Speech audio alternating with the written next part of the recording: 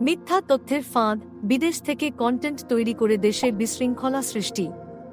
বর্তমানে বাংলাদেশের বাইরে বসে কিছু কন্টেন্ট ক্রিয়েটর এমনভাবে নিজেদের উপস্থাপন করছেন যেন তারা সর্ববিষয়ে বিশেষজ্ঞ।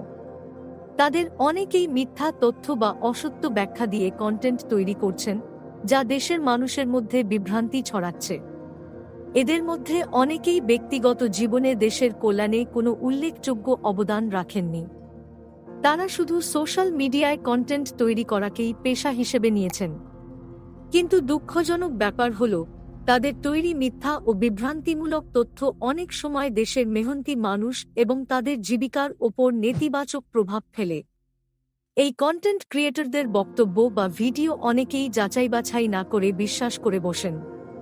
বিশেষ করে তাদের কথায় প্রভাবিত হয়ে দেশের কিছু মানুষ উত্তেজিত হয়ে সহিংসতায় জড়িয়ে পড়েন।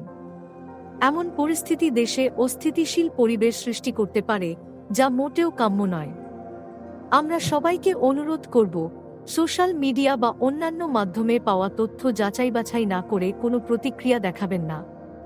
বিশেষ করে কোনো ধরনের সহিংসতায় জড়ানো থেকে বিরত থাকুন। মিথ্যা তথ্যের ভিত্তিতে নেওয়া সিদ্ধান্ত শুধু নিজের নয়, বরং পুরো জাতির জন্য ক্ষতিকর হতে পারে।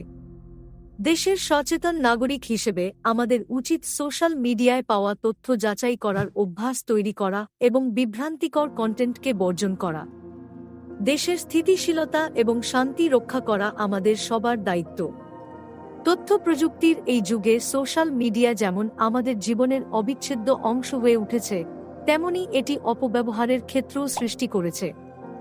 বিদেশে বসে কন্টেন্ট তৈরি করা ব্যক্তিদের উদ্দেশ্য এবং তাদের প্রচারিত তথ্যের সত্যতা নিয়ে সচেতন থাকা আমাদের জন্য অত্যন্ত গুরুত্বপূর্ণ।